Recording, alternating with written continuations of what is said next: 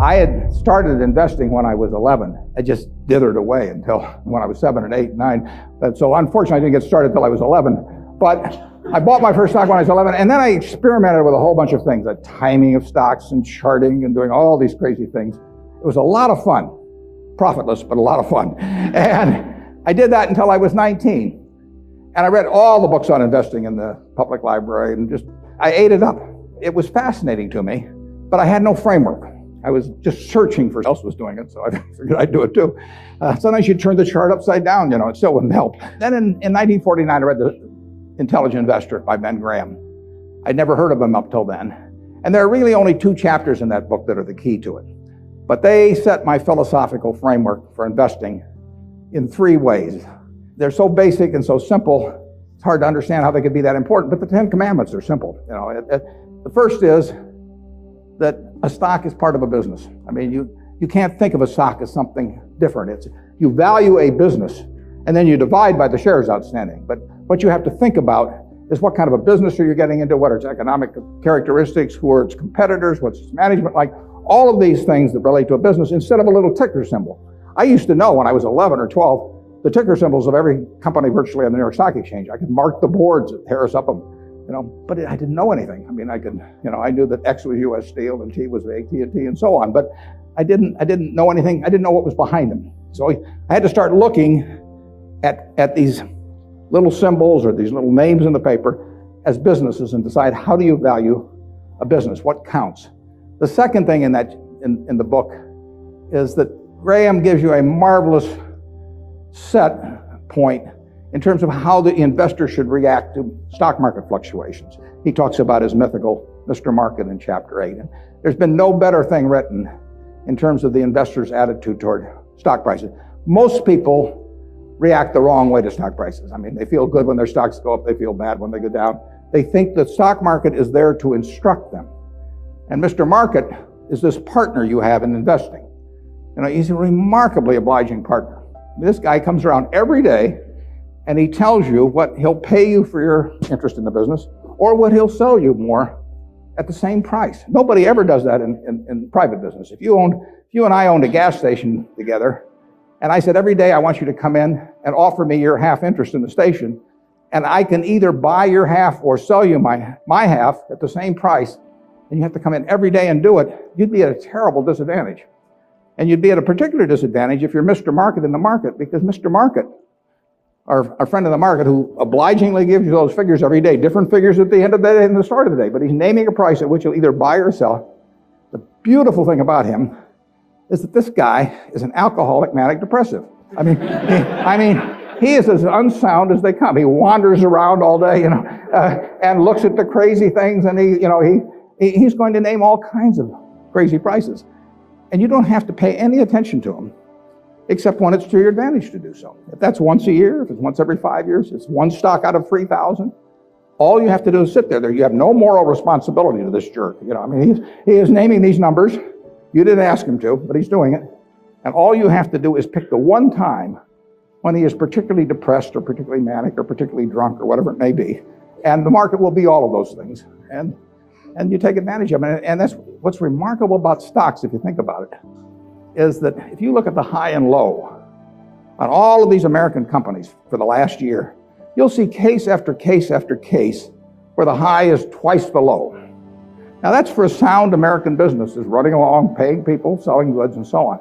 If you go out and look at farmland 10 miles from here, there's no way in the world over a year that the farmland is going to range in value from X to 2X. It maybe go from X to 110% of X or vice versa.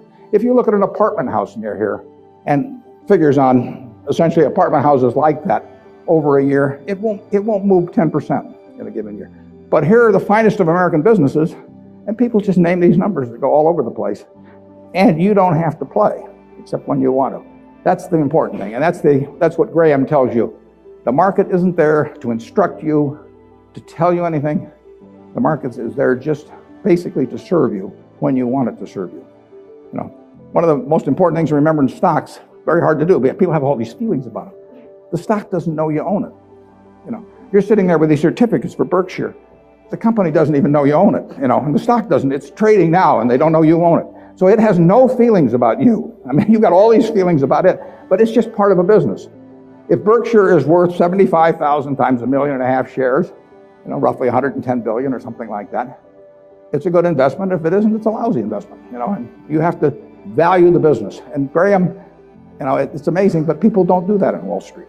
You hear price targets or that kind of thing, but you'd see no one write a paper that says, here's the nature of this business over the next 20 years. What should that business sell for? Forget about what it's selling for. In fact, one of the things I always like to do when I'm looking at investments is I like to look at them without knowing the price. Because if you see the price, it automatically has some influence on you. If you just sit down with the reports, if I get an idea about looking up a company and I get the 10Ks and so on, I would rather not know the price because I'd rather value it without knowing the price. When I used to handicap horses when I was a kid, one of the things I would do is I'd get the racing form ahead of time. And if there were 9 horses in a race, we'll say, obviously the probabilities of each one winning the race had to add up to 100%. I mean, one horse was going to win the race absent a dead heat or all of them dropping dead on the backstretch. So if you went through the racing form and I would look at the third race at Hialeah, I would try to figure out the percentage chance of each horse winning the race, and that had to add to 100%. Then I would compare those percentages to the odds. But first of all, I wouldn't look at the odds first. I would look at the past performance and all of that thing first. Stock market's the same way. Third thing in Graham's book is the margin of safety. If you come up to a bridge and it says capacity 10,000 pounds and you're driving a 9,800 pound truck, you drive down further and find another bridge. I mean, nobody knows exactly what that capacity is, and sign may have been put up 3 years ago. So you always leave a margin of safety. You don't try to cut things that close. You wait till something kind of shouts at you in the stock market. And with those 3 principles, you can build all kinds of structures on that. But that's the foundation. And if you've got that in mind, and that's in the Intelligent Investor, I've never found anything that remotely compares with it. All 3 of the ones you can't get rid of one leg of the 3-legged stool and still have a good investment philosophy. But I would say that the most important thing over a long period and working with big money is to understand the business. Let's just say for the moment that you were given $1 million or whatever sum was necessary, and you could look around Knoxville or look around all of Tennessee if you want and buy into any 3 businesses, between now and a week from now. Private businesses, not trading or anything of the sort. And you've got a week to do it or you have to give the money back. What will you be doing during the next week? I mean, you can look at all these companies. Some of them you're quite familiar with. Some of them you're less familiar with. Some of them you know by reputation. Some of them you know the management. Some of them you don't. You know their competitive situation. What will you be thinking about during that 7-day period? How will you actually be screening these companies out? I think you'll look for 3 businesses, and you can't trade them after you buy them. You're going to own them the rest of your life. You're going to be looking for businesses that have enduring competitive advantage. You don't want to buy a Burger King franchise just because nobody's come within 10 miles of it yet, because Wendy's and McDonald's and all of those will be there pretty soon. I mean, it isn't necessarily who's earning the most money now. You're going to look for something with enduring competitive advantage. Now that takes a business with some kind of a moat around it, because capitalism, by definition, is a system where every time somebody has an economic castle, somebody else is going to come after it. It's just the nature. If you open a restaurant and it's successful here in town, somebody's going to take your menu and probably take your chef, maybe cut your price, maybe offer a little more parking, maybe be a better okay, whatever. I mean, capitalism consists of going after the other guy's castle. If that's the case, you want a castle with a big moat around it. There's a lot of ways you can have a moat around something. You could have it by patent protection.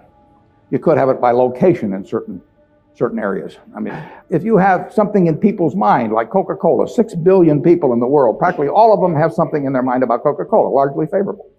They don't have anything in their mind about RC Cola. And if RC Cola spent $1 billion advertising, they wouldn't have anything in their mind about RC Cola. But they've got something in their mind about Coke, and generally it's favorable. That's why Coke wants to be where people are happy, because they want to be at the theater. They want to be at Disney World. They want to be at the World Series. They want always have you drinking that drink of Coca-Cola while at the same time experiencing happiness. And if they do that, they're going to sell a lot of Coca-Cola. And it won't make any difference if somebody is a half a cent less on some serving than Coke. So that's an enduring competitive advantage. And you want it run by honest and able people. You don't want to go in with a crook, and you don't want to go in with a dope. Now, the best businesses to buy are the ones where you could have a dope in there. I mean, Peter Lynch says, buy a business that's so good that an idiot can run it because sooner or later one will, and there's some merit to that. In fact, I got a question the other day from a student group, and they said, what's going to happen to Berkshire when you go gaga? And I said, well, Berkshire's so good that I can go gaga. In fact, I may even be, those are the kind of businesses to own. So you want a management that's able and honest, and then you want a price that's sensible. And that's what you'd look for. You'd go around Tennessee, got a week to do it, and you'd immediately screen out a whole bunch of things. You just know that they weren't a fertile area, That's an important thing to be able to do, to know, just get rid of all kinds of things. There was a great article in the New Yorker 30 years ago when Bobby Fischer was playing Spassky in a famous chess match which drew attention around the world. And they examined how the mind could, with billions and billions and billions of possibilities, how it could group things so as to immediately cast it down to where you had like 4 options. And of course, when the humans play something like deep thought, or whatever the latest version is of the computer on that computer is making maybe 700,000 or 1 million calculations a second. And the human mind is competing against that, but the computer is checking every possibility.